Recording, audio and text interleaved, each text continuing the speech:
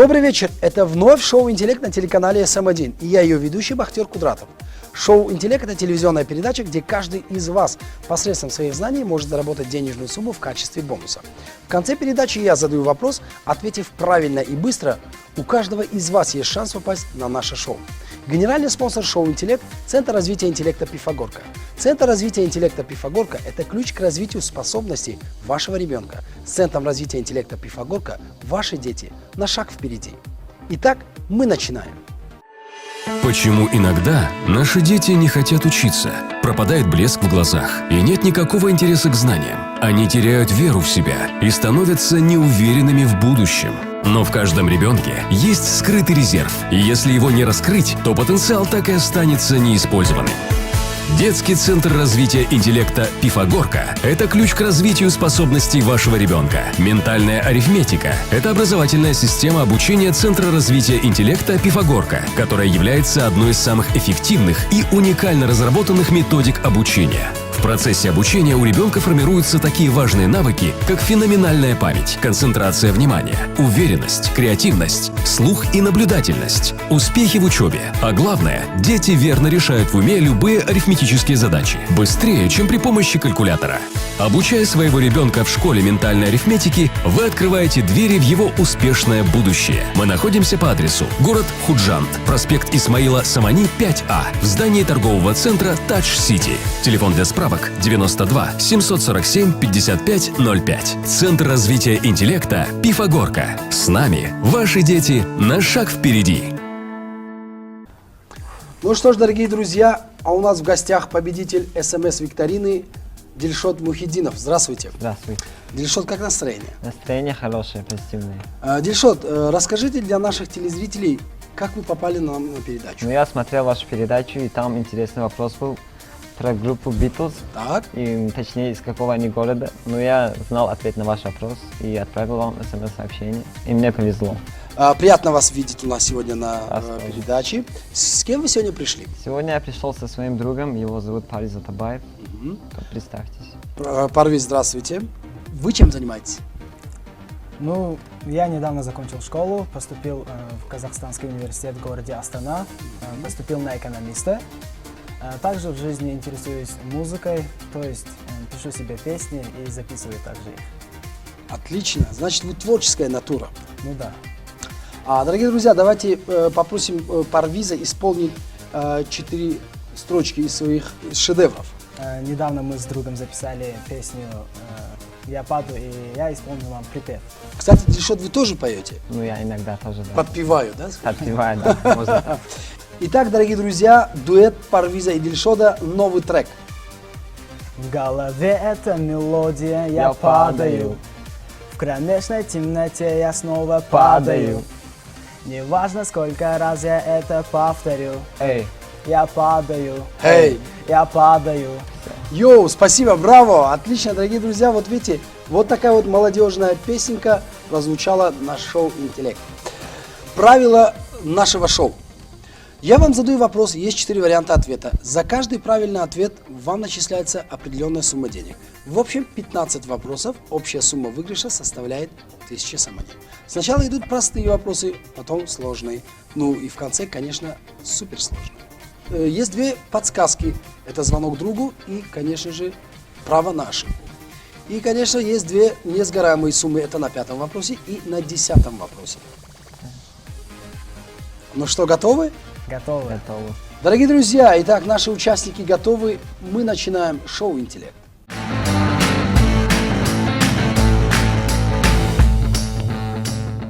Итак, первый вопрос оценивается в 20 самонет. Какие знаки можно найти на денежных банкнотах? Вариант А – воздушные, вариант Б – земные, вариант С – водяные, вариант Д – астрономические. Ну, Ну, естественно, это не астрономические и не воздушные, так да, как я тоже так думал. Ну, либо это земные, либо водяные.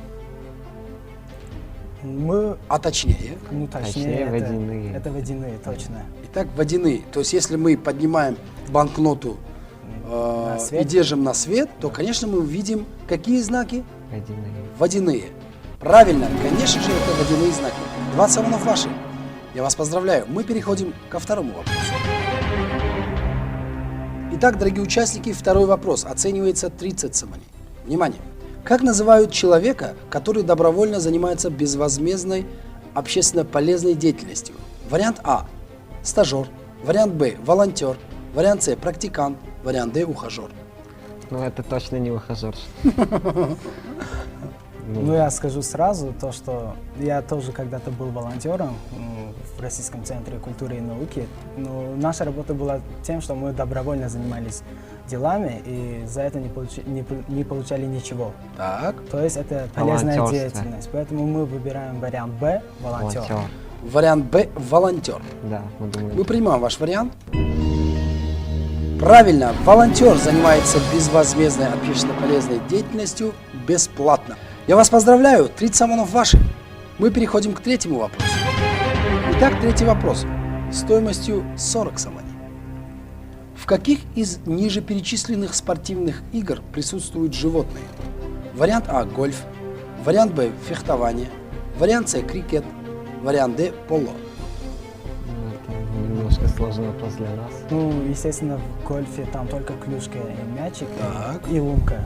Фехтование, это тоже когда думаю, два что там человека с мечами такими Саблями. саблями, Мгм. да, точнее саблями, критикуются. А крикет это, это в Индии популярный спорт. ну, я слыхал, что в поло ездят на лошадях. На и- лошадях? На лошадях. На лошадях и там Гоняют мяч. мяч, гоняют да, мяч. полунка. Итак, ваш вариант ответа Д поло. Да, Д это – поло. Правильно, 40 самонов ваши. Мы переходим к четвертому вопросу. Сколько суток составляет высокосный год? Вариант А – 363 суток. Вариант Б – 364 суток. Вариант С – 365 суток. И вариант Д – 366 суток. Ну, в простом годе есть 365 суток, так как высокосный год на одну сутку В феврале больше. 29 дней, Мгм. а не 28. Ну, по-моему, 360. по нашему, ну, 366. мы выбираем вариант Д, 366 Д. суток. Хорошо, мы принимаем ваш вариант ответа. Правильно. Конечно, это 366 суток в высокосном году. Правильно, 50 самонов ваши. Мы переходим к пятому вопросу, к несгораемой сумме. Итак, дорогие участники, пятый вопрос. А пятый вопрос у нас от нашего генерального спонсора Центра развития интеллекта «Пифагорка». Дорогие телезрители, Центр развития интеллекта «Пифагорка» – это ключ к развитию способностей вашего ребенка. С Центром развития интеллекта «Пифагорка» ваши дети на шаг впереди. Итак, вопрос, внимание. Кто такой Пифагор? Вариант А – повар. Вариант Б – философ. Вариант С – певец. Вариант Д – физик. Ну, я думаю, что он поваром не может быть. Так. И певцом тоже. Мгм. Либо Это либо философ, философ, либо либо физик. физик. Думаю, что, скорее всего, философ. Философ. Вы как думаете, Парвиз? Вы все-таки думаете, что это повар? Нет? Нет. Ну, в геометрии проходили теорему Пифагора в геометрии. Да, по геометрии Мгм. было такое. Итак, ваш вариант ответа Вариант Б. вариант Б – философ. Философ. Все-таки посовещавшись, вы Решили, что это вариант Б. решили, что это вариант Б – философ. Да. Хорошо, мы принимаем ваш вариант.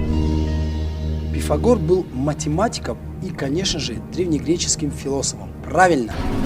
60 самонов на вашем счету, я вас поздравляю. И, конечно же, вот этот вот сертификат, дорогие друзья, на 2 бесплатных занятия по ментальной арифметике в Центре развития интеллекта «Пифагорка». Наш генеральный спонсор дает нашим участникам. Прошу, это для вас. Вы можете 2 бесплатных занятия по ментальной арифметике пройти с этим сертификатом. Я вас поздравляю. Итак, дорогие участники, 6-й вопрос оценивается в 80 самани. Из какого кинофильма сделана эта фотография? Вариант А – «Гладиатор». Вариант Б – «Троя». Вариант С – «Доспехи Бога». Вариант Д – «300 спартанцев». Ну, я любитель исторических фильмов, Так. как пересмотрел почти все фильмы. Мгм. Ну, естественно, на картинке сейчас стоит Ахиллес из фильма «Троя». И мы выбираем вариант Б. Главный актер Брэд Питт, да? Вы тоже так думаете? Да, Хорошо. я тоже так думаю. Знакомая картинка. Вы думаете, это Ахиллес Это Ахиллес. из фильма «Троя». Да. Да. И вы правильно думаете. Конечно, это Троя. Я вас поздравляю, 8 самонов на вашем счету. Мы двигаемся дальше, к 7-му вопросу. Итак, 7-й вопрос, музыкальный. Кто исполняет эту песню?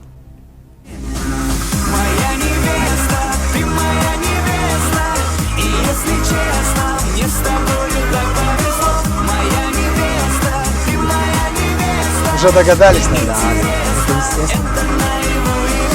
Заслышал.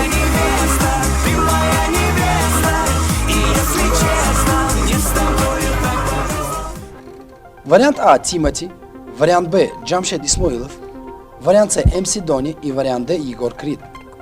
Ну, я эту песню слушал 2 года назад. Так, Я эту песню до сих пор, моя сестренка фанатка этого персонажа. так этого исполнителя. Этого Этого исполнителя. Да, этого Ну исполнителя. исполнителя. Она почти через день ставит эту музыку, так что Его невозможно все не знают угадать. сейчас. Его все знают почти что. Это Егор Крид. Естественно, вариант Д. Егор Крид. Егор Крид. Лучи. Точно, да, не Джамшед Исмоилов? Нет, Нет. нет.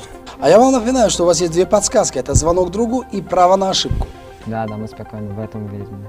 Хорошо, мы принимаем ваш вариант. Вариант Д – Егор Крид. Эта песня называется Невеста. «Невеста» в исполнении Егора Крида. Правильно. Я вас поздравляю, 100 самонов ваших. Мы переходим к 8-му вопросу. Итак, дорогие телезрители, 8-й вопрос. Знаю. Оценивается 120 самоней. Дорогие участники, как звали Гитлера? Вариант А – Густав, вариант Б – Алоис, вариант С – Адольф, вариант Д – Рудольф. Ну, я знаю ответ на этот вопрос. Ну, конечно, можно было бы позвонить моей учительнице истории и Так. обрадовать ее. Но я Может знаю. быть, вы ее не обрадуете, а наоборот Наоборот, огорчите, то, что вы не знаете, Да, как зовут это Гитлера. вопрос. Нет, я знаю. Мы это проходили. Его звали Адольф. Хорошо, мы принимаем ваш вариант.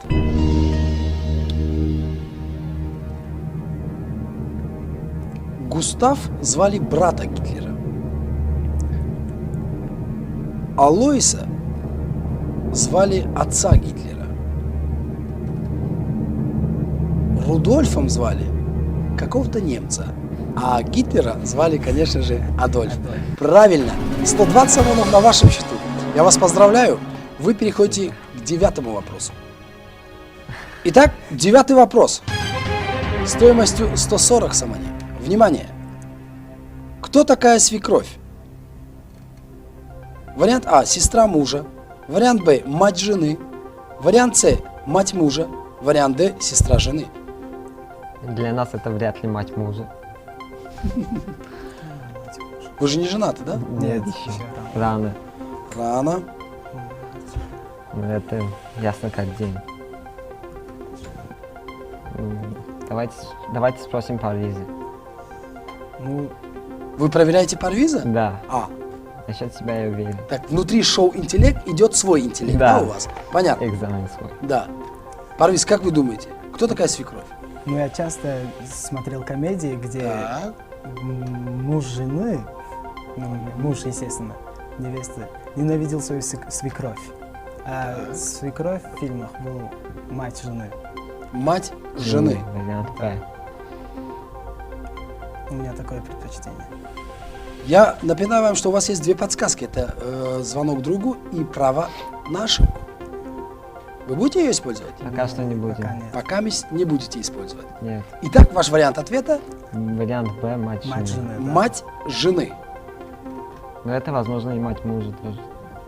Так Нет. это разные вещи. Да. Нет, пусть будет Нет, мать это жены. Мать жены, да. А кто такая будет теща?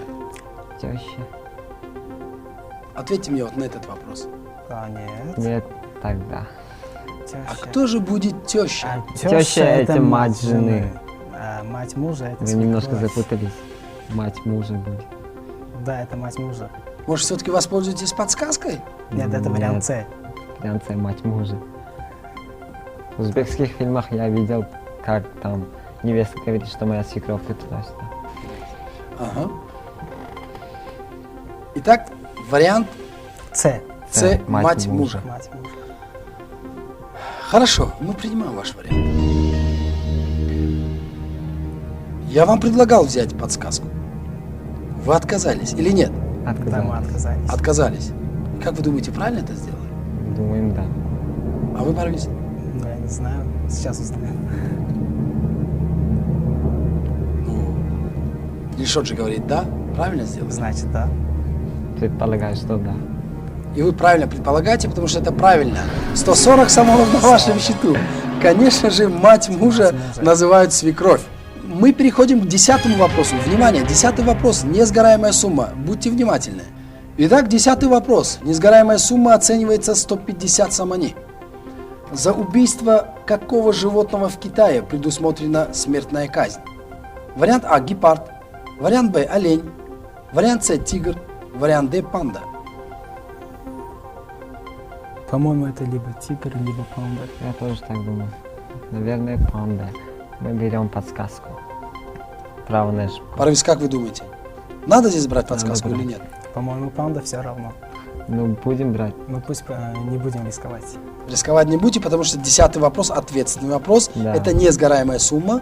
Чтобы не спуститься на 5-й вопрос, на первую несгораемую сумму, вам нужно взять подсказку, я так думаю. Да. Да, думаем так.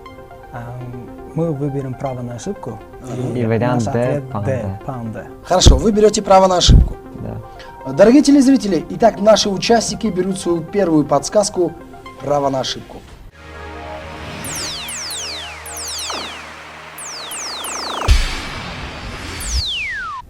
И ваш вариант? Вариант Д – панда. Вариант Д – панда. В Китае за убийство, конечно же, панды предусматривается смертная казнь. Правильно, это панда. Но, к сожалению, у вас сгорает, Подсказка. да, одна подсказка, право на ошибку. Ну, у вас есть зато еще одна подсказка, это звонок другу. Я вас поздравляю, вы перешли вторую несгораемую сумму 150 самани на 10-м вопросе. Дорогие друзья, я вам напоминаю, что генеральный спонсор шоу «Интеллект» – это Центр развития интеллекта Пифагорка. Центр развития интеллекта Пифагорка – это ключ к развитию способностей вашего ребенка. С Центром развития интеллекта Пифагорка ваши дети на шаг впереди. Почему иногда наши дети не хотят учиться? Пропадает блеск в глазах, и нет никакого интереса к знаниям. Они теряют веру в себя и становятся неуверенными в будущем. Но в каждом ребенке есть скрытый резерв, и если его не раскрыть, то потенциал так и останется неиспользованным. Детский центр развития интеллекта «Пифагорка» – это ключ к развитию способностей вашего ребенка. Ментальная арифметика – это образовательная система обучения Центра развития интеллекта «Пифагорка», которая является одной из самых эффективных и уникально разработанных методик обучения. В процессе обучения у ребенка формируются такие важные навыки, как феноменальная память, концентрация внимания, уверенность, креативность, слух и наблюдательность, успехи в учебе. А главное, дети верно решают в уме любые арифметические задачи, быстрее, чем при помощи калькулятора. Обучая своего ребенка в школе ментальной арифметики, вы открываете двери в его успешное будущее. Мы находимся по адресу: город Худжант, проспект Исмаила Самани, 5А, в здании торгового центра Touch City. Телефон для справок 92 747 55 05. Центр развития интеллекта «Пифагорка». С нами ваши дети на шаг впереди. Итак, дорогие друзья, после маленькой рекламной паузы мы возвращаемся на игру шоу «Интеллект». И у нас сегодня в гостях победитель СМС-викторины Дильшот Мухиддинов и его друг Парвиз Атабаев. Итак, 11-й вопрос. Стоимостью 200 самани. Внимание, сумма округляется. Начинаются суперсложные вопросы. В какой стране впервые был построен первый Диснейленд? Вариант А – Франция. Вариант Б – США. Вариант С – Англия. Вариант Д – Германия. Ну, сейчас это, наверное, во Франции. Я так слышал. Может быть, в США. Диснейленд в США, по-моему, Орландо там был, штат такой. В Либо Англии, это- возможно, тоже. Либо Англия, либо США. Но я не слышал, что когда-либо Диснейленд был построен в Англии. Я, кстати, хочу напомнить, что у вас есть еще одна подсказка. Давай выберем вариант Б. Я думаю, что надо позвонить. Нет, берем Б. Идем Б. Б. Ты хочешь проиграть? Ну, пока интуиция Парвиза Дильшот вас не подводила. Ну, пока что нет, но всему есть предел. Но все равно, по-моему, это США, так как я слыхал, что Диснейленд Построен. расположен там. Ну, Дильшот, вы с ним согласны или нет? Ну, я согласен, но я в этом на 100% не уверен. Пусть будет Б. Пусть будет Б. Мы выбираем вариант Б, США. Все-таки согласились Да. с Парвизом. Может, все-таки позвоните? Не будете брать подсказку? Нет, наверное, нет, не будем. Так, наверное, или наверняка не будем? Наверняка не будем. Пусть будет Хорошо, вариант итак, Б. ваш последний вариант, Б, США. Б. вариант Б, США. Хорошо, мы принимаем ваш вариант.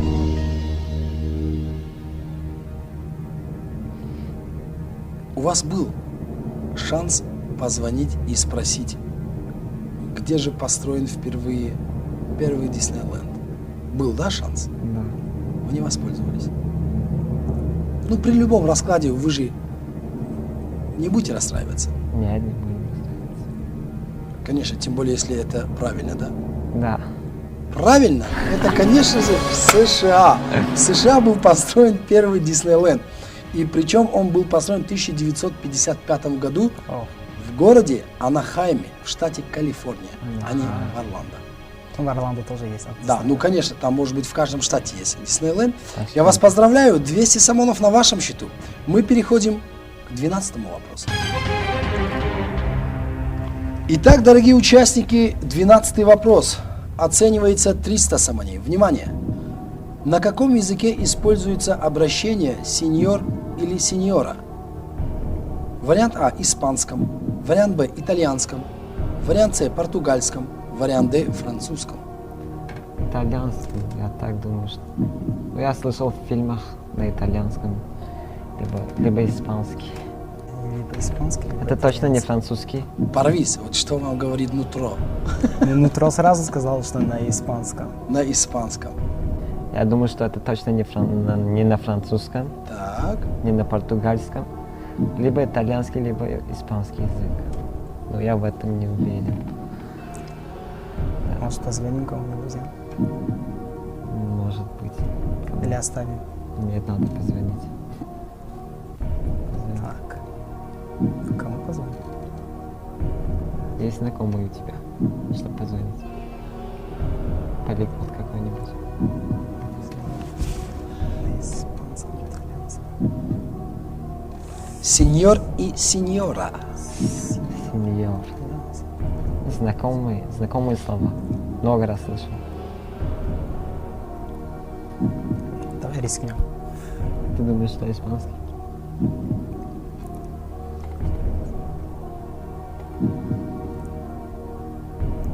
Я думаю, это итальянский язык. Вот Дильшот думает итальянский, Я испанский. вы испанский. Ну, что будем делать? Давай выберем итальянский. Давай. Все равно я считаю, что это испанский. Ну, если бы ты позвонил мне, я бы тебе сказал, что это итальянский язык. А если бы вы позвонили бы ему, он вам Я сказал бы испанский. да. Друзей много, но вот не уверены, который знает. Кто из друзей знает ответ на этот вопрос. Мы посовещались и решили, что это вариант Б итальянский. Б итальянский. Да, на итальянском языке. Все-таки решили, что это итальянский язык. Да, Сеньор и сеньора. да, мы думаем так. Все-таки вы заставили согласиться Парвиза к своему мнению. Думаю, что так. Или Я согласился, да. Все-таки пусть будет его мнение. Хорошо. Пусть будет мнение Дильшота. Вариант Б итальянском. Да. Мы принимаем ваш вариант ответа.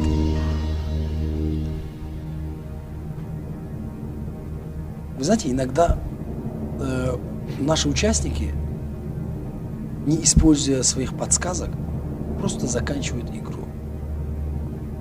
А подсказки остаются просто неиспользованные. И получается очень обидно, когда ты заканчиваешь игру, и подсказка просто остается. Но не в вашем случае, потому что итальянский правильно. Правильно, Нам конечно везет. же, Пусть будет итальянском. итальянский. Да. Молодцы, ребята, 300 самонов на вашем счету. Мы переходим к 13-му вопросу.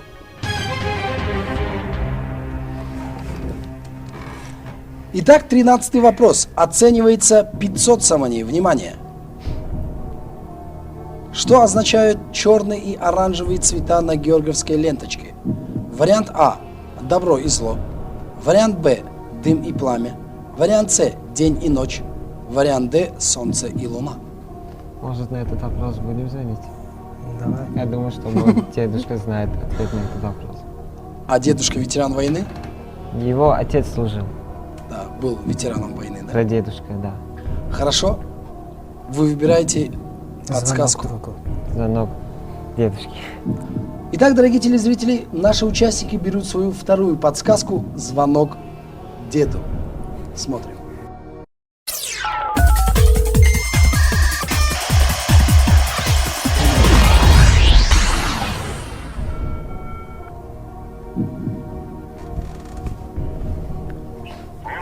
Здравствуйте, дедушка.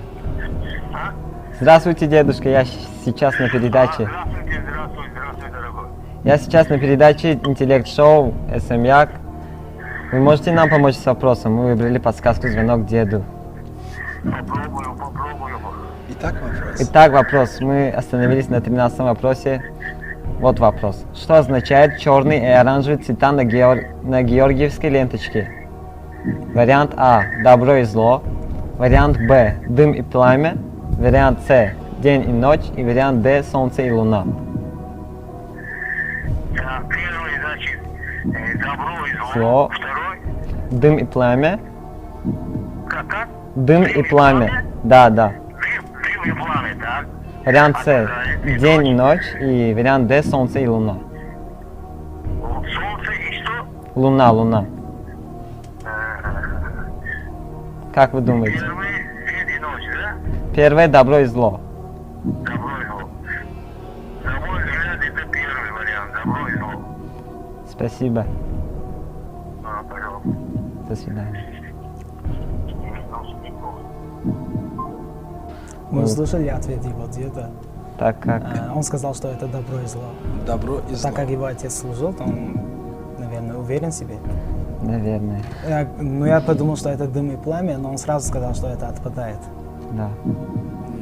Так. Мы выбираем ответ. Добро и зло. Добро и зло. Будем надеяться, что это правильный вариант. Правильный вариант. Хорошо. Мы принимаем ваш вариант. А – добро и зло.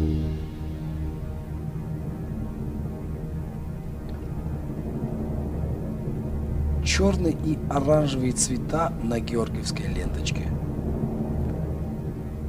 означают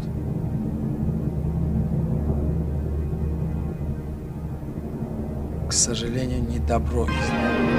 Дым и пламя. Цвета означают дым и пламя и являются знаком личной доблести солдата на поле боя. Нет. Вот по прибытию домой вы скажете дедушке, что оказывается это дым и пламя. И, конечно же, я думаю, вы уже не забудете. Не забудем. Да? Не забудем. Вот мы же 9 мая видим столько георгиевских ленточек, которые прикрепляют к антеннам машин, прикрепляют булавкой к груди. Да. Правильно? Они везде. Ну что ж, вы спускаетесь на 10-й вопрос на несгораемую сумму 150 самани. Что скажете, Дильшот? Ну, спасибо вам, что позвали на игру. Какие ощущения? Хорошие. Узнали многое из этой игры.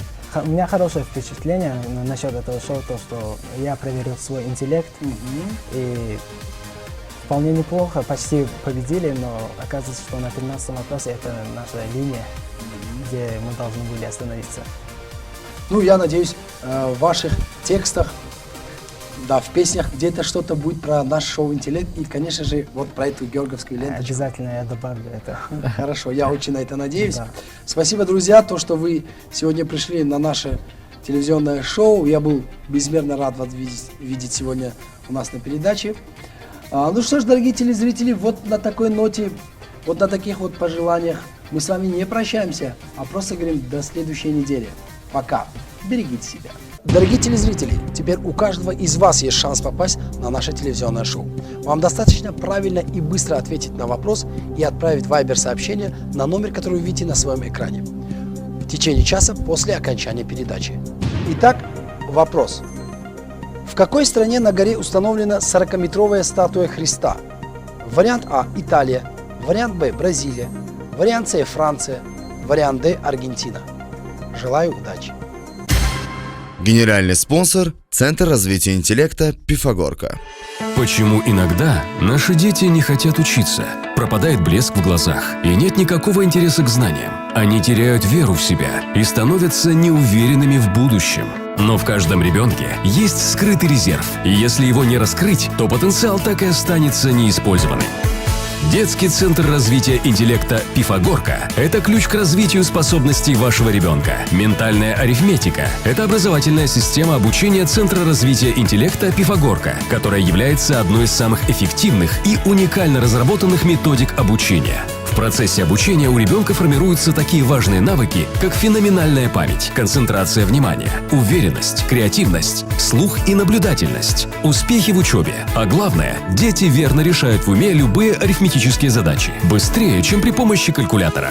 Обучая своего ребенка в школе ментальной арифметики, вы открываете двери в его успешное будущее. Мы находимся по адресу: город Худжанд, проспект Исмаила Самани, 5А, в здании торгового центра Touch City. Телефон для справок 92 747 55 05. Центр развития интеллекта «Пифагорка». С нами ваши дети на шаг впереди.